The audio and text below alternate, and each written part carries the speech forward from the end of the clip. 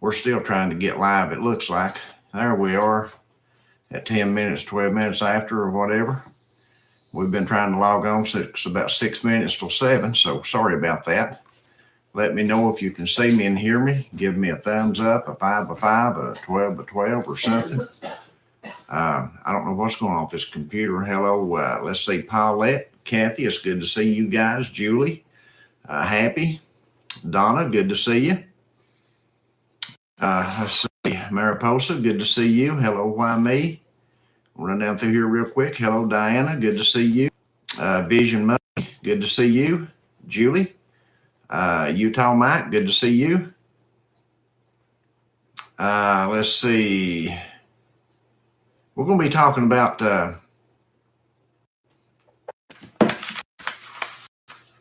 what should we really store for trade in SHTF. I'm going to try not to delay much more. I'm not going to be able to get through this whole thing, I don't think, in one evening. I might. I'm going to try to. I've made some notes. They're not delay much more. I'm not going to be able to get through this whole thing, I don't think, in one evening. I might. I'm going to try to. I've made some notes. There's quite a bit to this when it comes to an actual SHFT, rather than just a situation where you're going to be down for maybe a week or 2 weeks or something like that, 2 or 3 weeks, and the electricity come back on and everything go back to what it was before. That's not what we're talking about in this. We're talking about a situation where like the grid would go out, or maybe you would for like 6 months to a year, maybe more so even like a economic collapse like they had in Venezuela. The person I've been reading after and researching on this, he survived the Balkan War, and he also lived through the collapse in Venezuela. And he knows his stuff. He knows a lot about these situations and what's going on in them, and how to act in them and how to live through them. And that's the best thing about it. We're not just going to talk about what happens in situations and how to handle the situations. How can we react? How should we react when things happen? So that's what we're wanting. We want answers to a lot of these things. We don't want to just talk about them. We want now listen, Paulette, what are you doing? Shh, don't tell him. Charles, for being late. Listen, I have been trying. I even opened up another browser, and it wouldn't let me in. Made me sign in, and then when I logged in, then it had to send me a text message to let me in. My phone took like 3 minutes for the text message to ever show up on it, and then by that time, this browser had opened. Listen, it's just been a big, yeah. Yes, Mariposa, we pray that the Lord would touch your body, that He would heal your heart. We most certainly pray for that. Yeah, we're not worried about the punching the time clock today. It's obvious, me getting on at 7 minutes after. Hello, Jennifer. It's good to see you. Glad your week's done too. Donna, would you like to be a moderator on our channel? Well, we're going to be doing this pretty much a couple of evenings or so. We're going to add another moderator or two, and we want to see if you wanted to be one of those. And there's Zombie. Hello, Zombie, and hello, Lou Ann. It's good to see you. Wherefore art thou, Charles? And hello, Abigail. It's good to see you from across the big pond. Let's see here. All right. And my internet, or he's repeating himself. I might be repeating myself. I've been known to do that. Sandy says I do that sometimes. So. And Adrienne.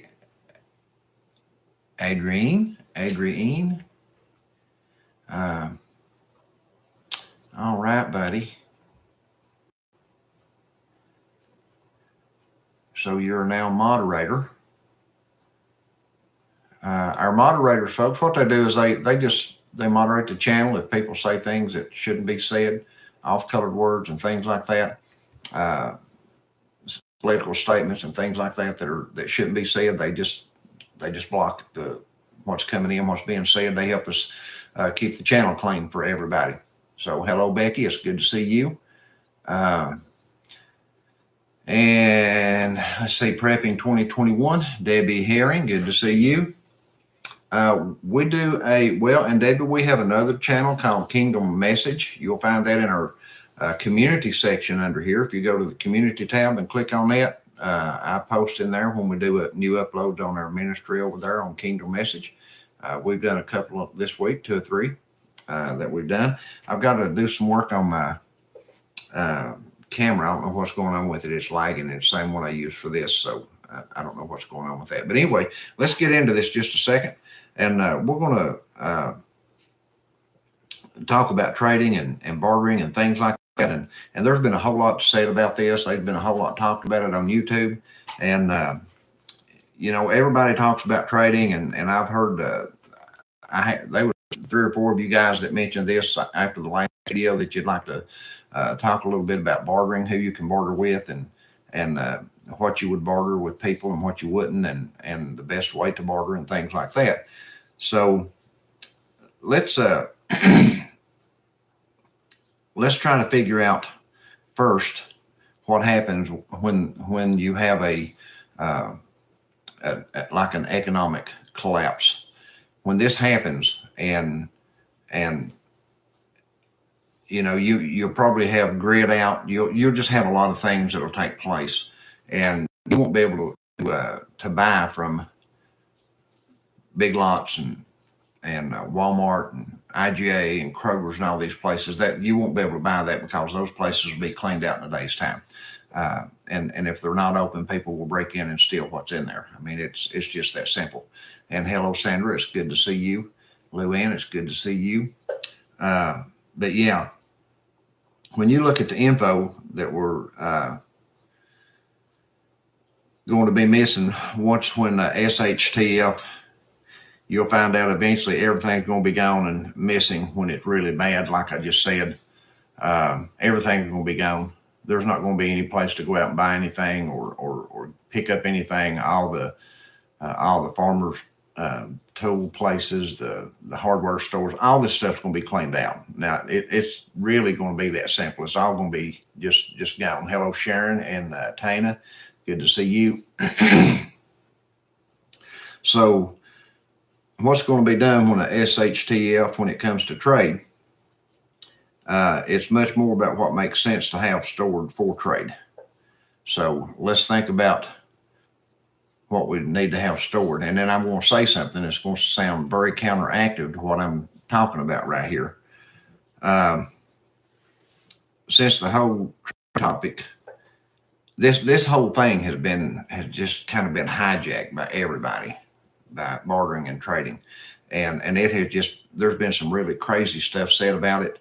And I didn't feel real comfortable talking about some of it because I hadn't lived through anything like that until I run across this man's writings. And I'm going to share this link with you when we get done with this. It'll be the next video or the following one. Whenever we finish it up, I'll put a link in the last video we do of it, so you can go read his article on this. And like I said, he lived through the Balkan War, and he has lived through the Venezuelan collapse, and he knows. Listen, if you need to know anything about bartering and trading, this man knows it.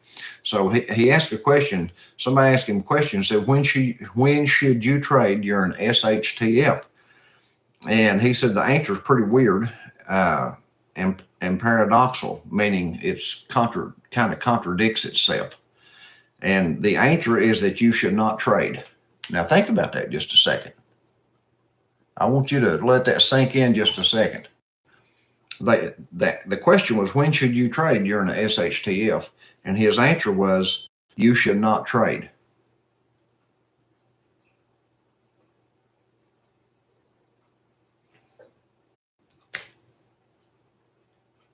And then he followed up and said, or you should avoid trade because the process is dangerous. And that's what we have to understand in an SHTF.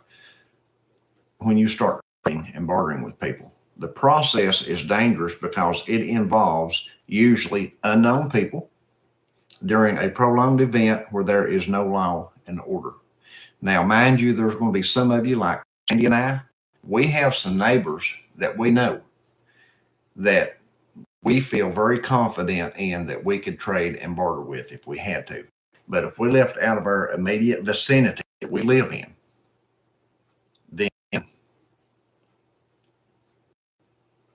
I'd be very careful. I'd have to be very leery of who I swapped and traded with, okay?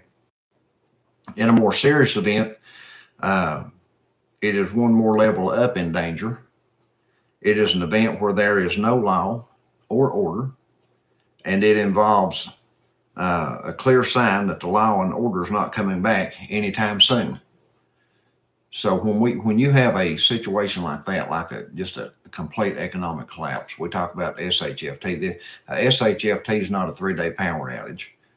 It's not a week-long power outage or a storm that comes through and knocks out power for a month. SHFT is an event that's going to be out for some time. It's going to be there for a long while, and more than likely, there's not going to be any law and order. The police precincts will be shut down, and they'll go home, and everybody will have to fend for themselves. It will go back to a time like it was before, even during the Old West, when people had to defend their own properties and defend their own, their own livestock and stuff. I mean, they took the law in their own hands, and communities took the law in their own hands, and they defended themselves, and they protected themselves against intruders. And if you have a real SHTF with an economic collapse, then there's a real good chance that's what it'll go back to. You won't be able to pick up the phone and call the police because there'll be no place to call. So there's a lot of things to think about in this and talk about in this. And like I said, I'm not going to get through it tonight, but I'm going to try to get through half of it tonight and the other half tomorrow night, and then we'll start another area of it, okay? Because there's a lot in this. So again, you're involved in a process where you're holding valuable resources, your food, your trade items, your bargaining items. You're in a place where you're holding valuable resources and showing them to another group of people in a time where there's no punishment from the system for folks who want to shoot you because you have those valuable resources. So when you start swapping and trading and bartering in a time like that, you're going to have stuff that people want, and they're going to know that there's not any law around. So you have to be extremely careful who you trade with and who you barter with. You can't just run out here and say, well, I'm going to run down the street and the first store I come to, if there's 2 or 3 people standing around, I'll see if they've got something to trade with, because they might stick a knife in you. Who's going to stop them if they think you've got stuff on you that they can use? If they're, they may be gang members or who knows who they are. Everybody's not going to be nice to you in a situation like this.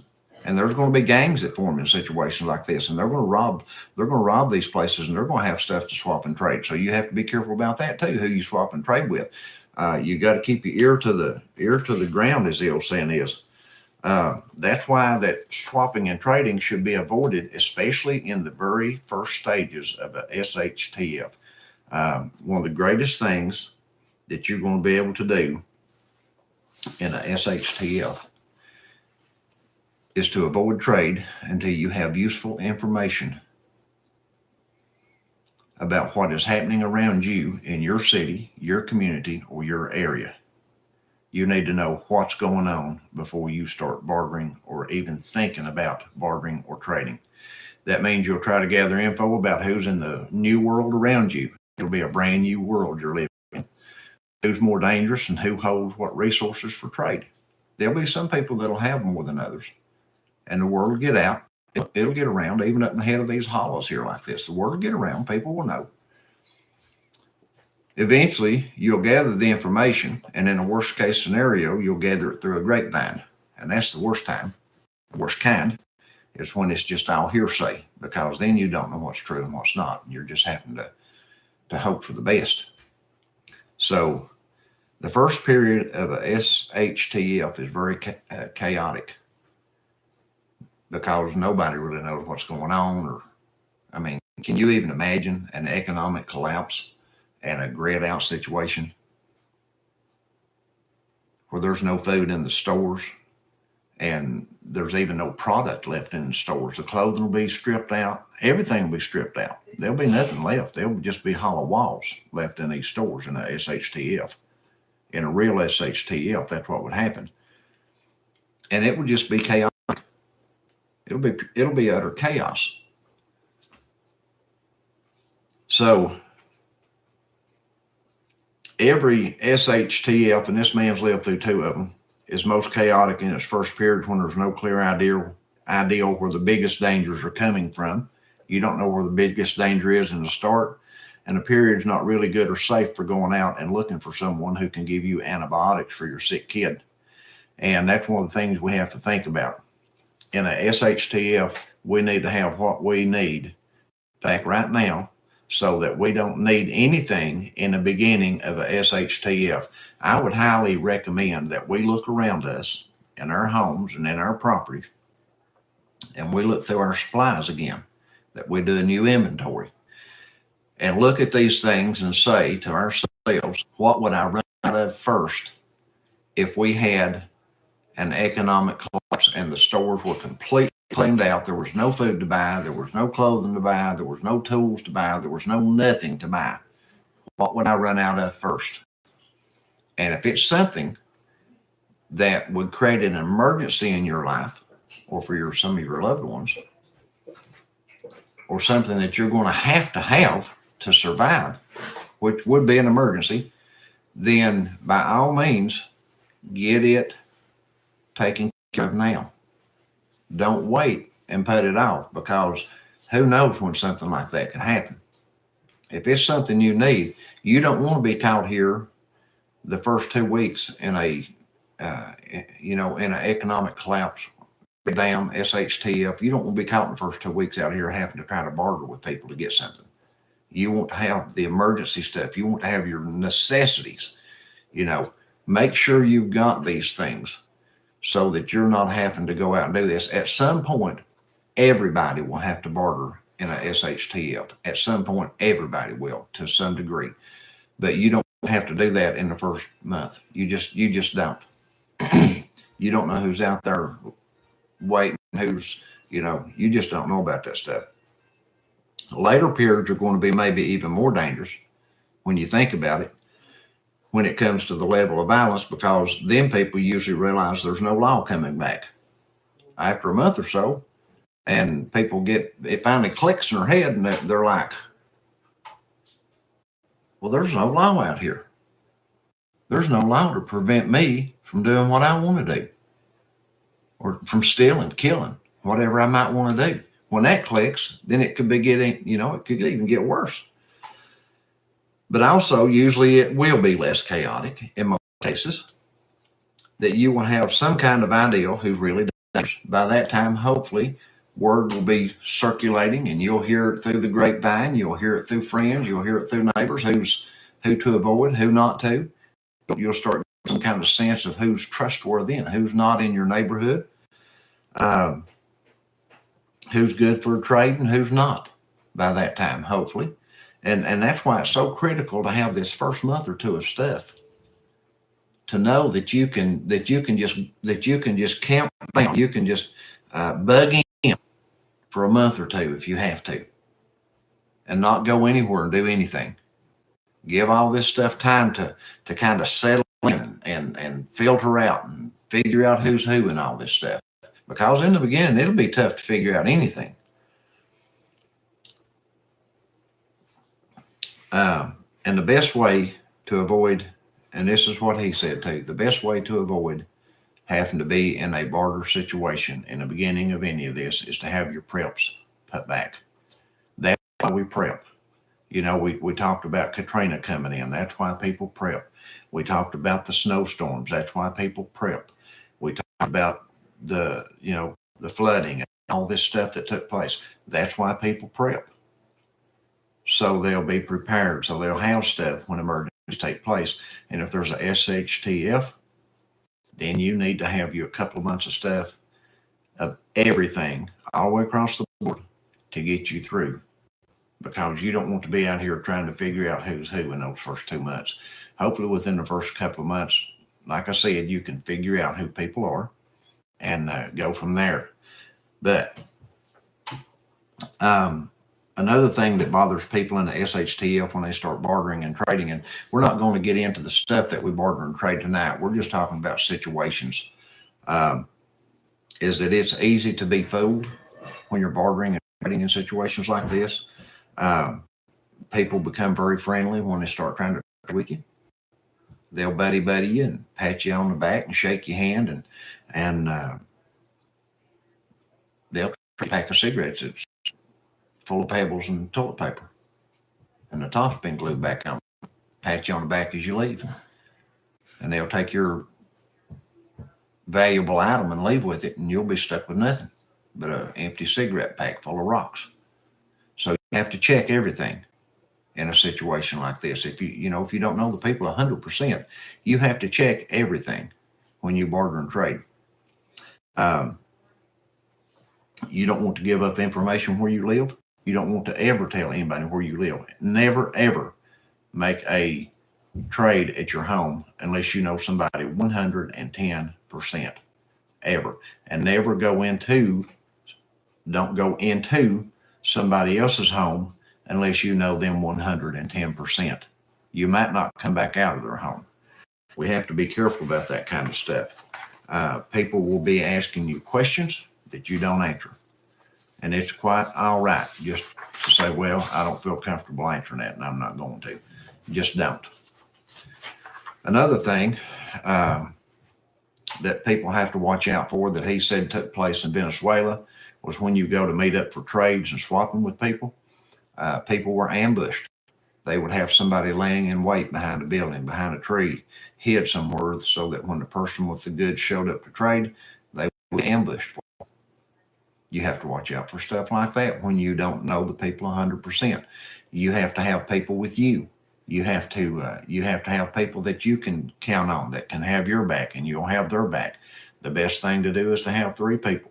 You can have a person standing back watching, and you have a person with you, keeping an eye out in the direct vicinity right where you're at to help you to make sure nobody attacks you right there. And then you have somebody watching in the wings for an ambush.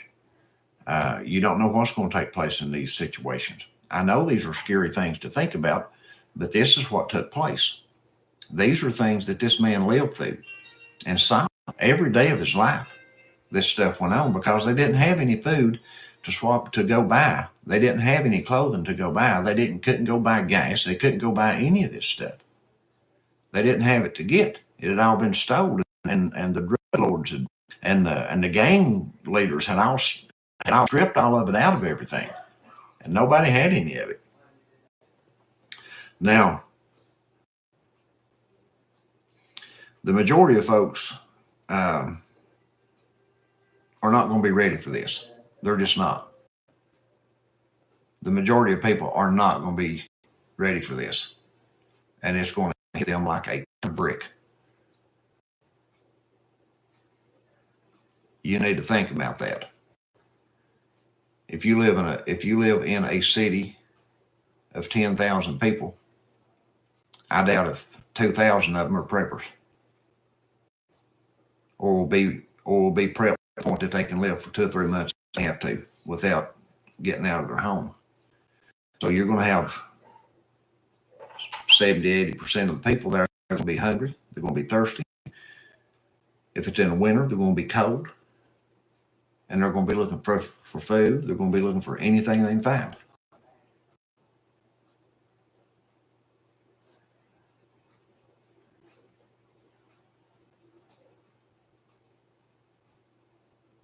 So, especially in the big cities, there's going to be gangs that are acquainted with violence, killing, maiming, all this stuff. They already know how to survive, and they'll survive this SHTF probably better than many preppers. Because, like I said, they're the ones that's going to be surrounded by thugs and thieves, and they're going to take what they want from many, many, many people. They just will. They'll go right in and just take what they want. And that's the people that you want to try to avoid doing any kind of business with. Don't be drawn into that kind of stuff. Research who you're going to do business with. Research, if you can, who you're going to be trading and swapping with. The only way you could afford to swap and trade with a large body of people like that would be if you were in a community of preppers. If you had a small community somewhere that everybody got together, maybe you had 100 people or something like that, then maybe you could meet and do business like that where you'd have enough people to defend yourself also. But otherwise, it would just be foolhardy to try to do something like that.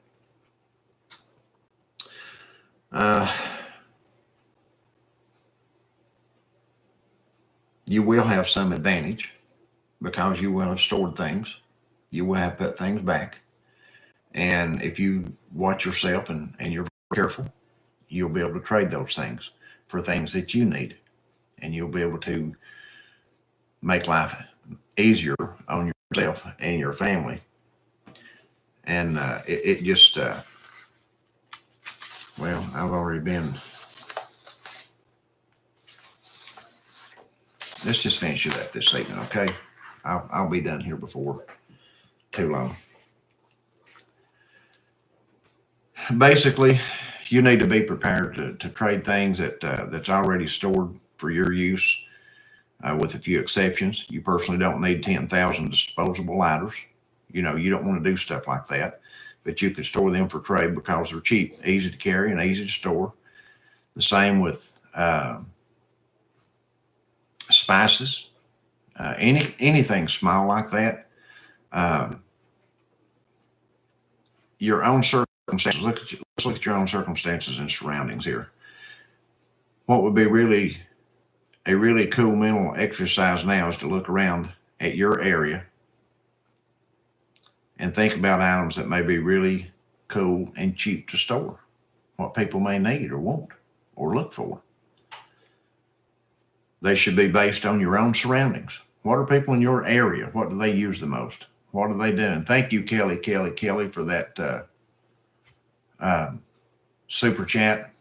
I appreciate that. Love your guts. Great topic. Well, thank you. I appreciate it. We're going to have to have guts to get into this thing when it happens, and I want you guys to be prepared for it as well as myself. What do people in your area use? Are they big coffee drinkers? Are they cigarette smokers? Are they liquor drinkers? What are they? You need stuff. Whatever people's going to need, you need that stuff.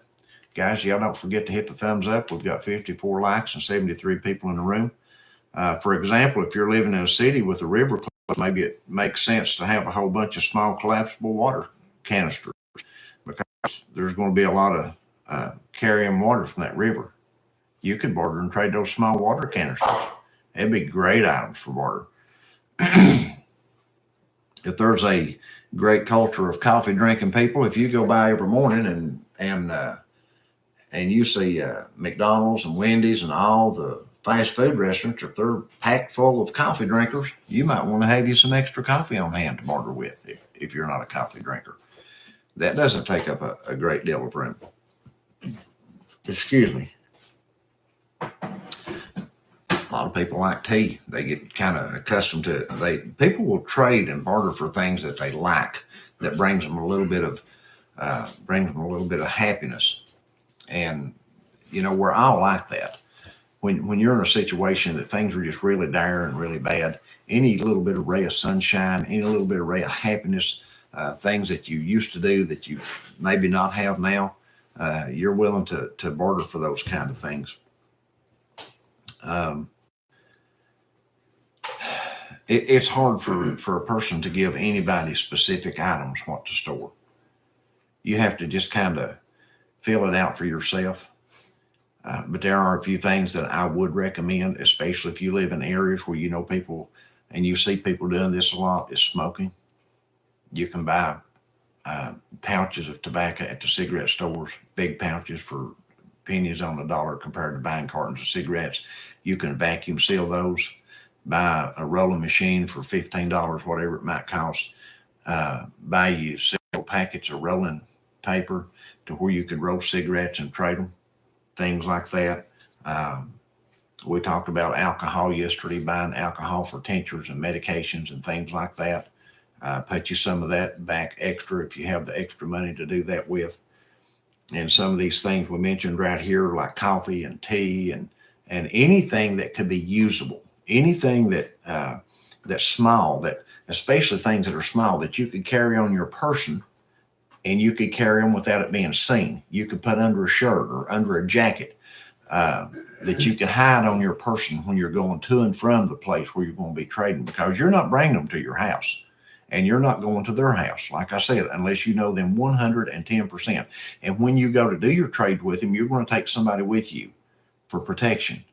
That is a must in these situations, again, unless you know the people 110%. Everything's going to be different. You can't just I can't make a list of 100 items for you to go out here and buy and say, well, you've got everything you need for SHTF to go out and barter and trade with. These are things you need to think about. What you have room for, what you would be able to carry on your person without everybody knowing you're carrying it. And just, we don't know what's going to work in every area. It's just a hit and miss with a lot of people. You have to just think about that long and hard about what you would want to get. And again, the main thing I wanted to get out in this evening, and I think I'm going to wrap this one up, and I've got more of this tomorrow about SHTF and bartering. But what I wanted to really drive home this evening to everybody, and I want to say thank you to everybody that showed up this evening. If you're not a subscriber to our channel, subscribe and hit the bell icon to be notified when we upload new videos. Give us a like and share us with your social media. This is a very important topic. If you have a social media channel, share us over on it, and hopefully they'll come over tomorrow too and follow up with some of this stuff.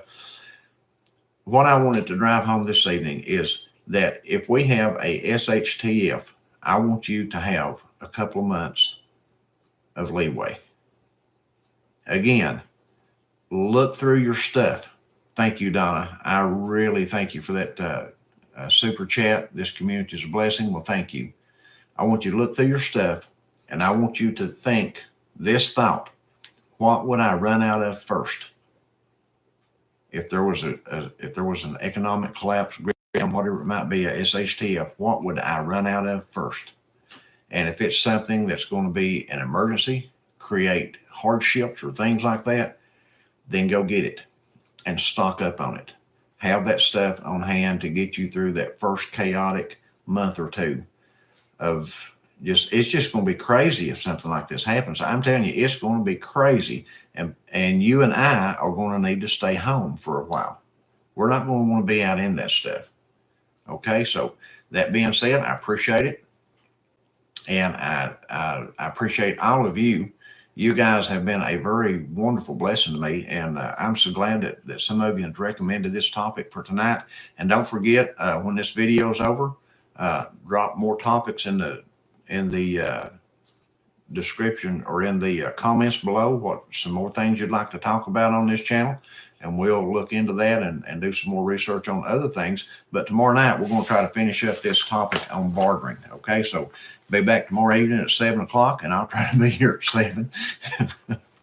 I may have to start working on that at 6:30 just to get in here at 7. But at any rate, thank you guys. We love you and pray for you.